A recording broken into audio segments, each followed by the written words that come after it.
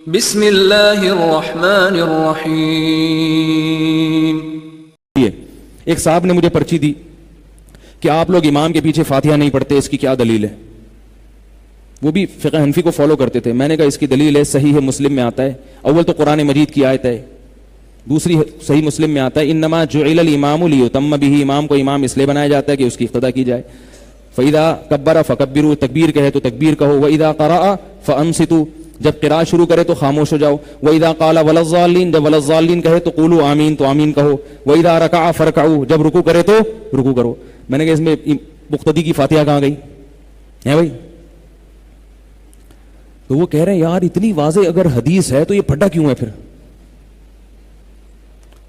ٹھیک ہے ان کے پاس بھی حدیث ہے، میں یہ نہیں کہہ رہا ان کے پاس حدیث نہیں ہے، لیکن اگر احناف کے پاس بھی اتنی مضبوط حدیث ہے تو میں تو سمجھ رہا تھا کہ احناف کے پاس کوئی دلیل ہے ہی نہیں۔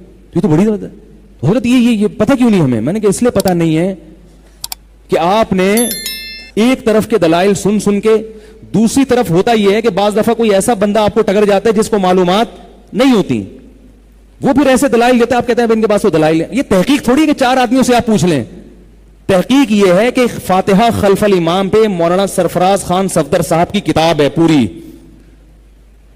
خاتمۃ الکلام فی القراءۃ خلف الامام، شاید یہ نام ہے یا اس سے ملتا جلتا کوئی اور نام ہے، بہت پہلے میں نے بچپن میں کہیں دیکھی تھی۔ وہ کتاب پڑھیں آپ، وہ پوری امام کے پیچھے فاتحہ پڑھنے کے بارے میں اتنی موٹی کتاب ہے، تحقیق ہے، وہ پڑھیں گے اور پھر فریق مخالف کی بھی اتنی موٹی کتاب پڑھیں گے تو پھر پتہ چلے گا آپ نے ایک مسئلے پر تحقیق کی ہے۔ یوٹیوب کے کلپ سے تحقیق نہیں ہوتی، نہیں آ رہی میرا خیال ہے بات؟ تو یہ جو ہے نا، اور پھر بعض لوگ یہ کہتے ہیں کہ تو جہری نماز کے بارے میں ہے، امام جب قرات کرے، سری نماز کے بارے میں تو نہیں ہے نا۔ سری نماز کے بارے میں حدیث ہے من کان لہ امام فقراءۃ الامام لہ قراءۃ، جس شخص کا کوئی امام ہو تو امام کی قراءت مقتدی کے لیے کافی ہے۔ امام حنیفہ کی رائے یہ ہے کہ یہ جہری اور سری دونوں نمازوں کو یہ حدیث عام ہے۔ بعض لوگ اس حدیث کو فوراً ضعیف کہہ دیتے ہیں، اب میں اس کی تحقیق میں جاؤں گا تو لمبا وقت ہو جائے گا۔ ناصر الدین البانی رحمہ اللہ نے اس حدیث کو صحیح قرار دیا ہے، یہ لوگ اس ناصر الدین البانی کو بہت فالو کرتے ہیں اس لیے میں ان کی دلیل لے رہا ہوں، انہوں نے کہا کہ یہ حدیث صحیح ہے۔ سمجھ میں آ رہی ہے بات؟ تو یہ امام حنیفہ کی مضبوط دلیل ہے کہ جس کا کوئی امام ہو تو امام کی قرات مقتدی کے لیے کافی ہے۔ وہ کہتے ہیں یہ جہری میں بھی سری میں بھی دونوں نمازوں کو شامل ہے، اس میں کہیں فرق نہیں ہے، تو لہذا انہوں نے اس حدیث کو اصل بنایا۔ اور بعض دفعہ ایسے بھی ہوتا ہے کہ امام ابو حنیفہ تک جب حدیث پہنچی وہ صحیح تھی، بعد کے راوی اس میں کیا تھے؟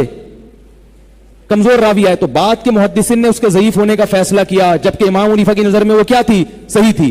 تو آپ آج اس حدیث کو ضعیف کہہ رہے ہیں، ضروری نہیں کہ وہ تابعین کے دور میں بھی ضعیف سمجھی جاتی ہو، نہیں آ رہی بات سمجھ میں؟ تو خیر یہ خشک موضوع ہے، اور اس لیے میں کہہ رہا ہوں کہ یہ عوام کا کام نہیں ہے کہ فقہی مسائل میں دلائل میں پڑھے، اس میں آپ جو اعتماد ہے نا مجتہدین پر ان کو فالو کرنا پڑے گا آپ کو۔ آئی بات سمجھ میں؟ اندھی تقلید یہ ہے کہ آپ کسی ایسے کو فالو کر رہے ہیں جو خود سیدھے راستے پر نہیں۔ ایک صاحب نے مجھے کہا امام ابو حنیفہ تو قرآن حدیث پہ چلتے تھے، تو آپ قرآن حدیث پہ کیوں نہیں چلتے؟ آپ امام حنیفہ کے پیچھے کیوں چلتے ہو؟ میں نے کہا امام حنیفہ اگر قرآن حدیث کے پیچھے چلتے تھے تو ان کو پیچھے چلنے والا قرآن حدیث پہ چلنے والا ہی کہلائے گا نا، یہ عجیب بات ہے۔ اور میں نے کہا امام حنیفہ جب مجتہد بنے تو براہ راست چلتے تھے، جب تک مجتہد نہیں تھے تو کسی کو فالو کرتے تھے، تو ہم مجتہد نہیں ہیں لہذا ہم بھی فالو کر کے چل رہے ہیں، اگر ہم مجتہد بن گئے تو ہم بھی فالو نہیں کریں گے۔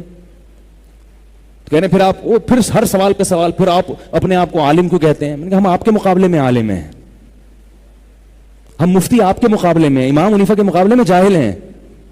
مولانا قاسم نانوتوی کا کسی سے مناظرہ ہوا سورہ فاتحہ امام کے پیچھے فاتحہ کے مسئلے پر، انہوں نے دلائل کے انبار لگا دیے، تو اس شخص نے کہا کہ میں حیران ہوں آپ اتنے بڑے عالم ہو پھر بھی آپ تقلید کر رہے ہو، اتنے دلائل آپ کے پاس ہیں پھر بھی تقلید کر رہے ہو۔ انہوں نے کہا میں حیران ہوں کہ تو اتنا بڑا جاہل ہے پھر بھی تقلید نہیں کر رہا، محقق بنا ہوا پھر رہا ہے۔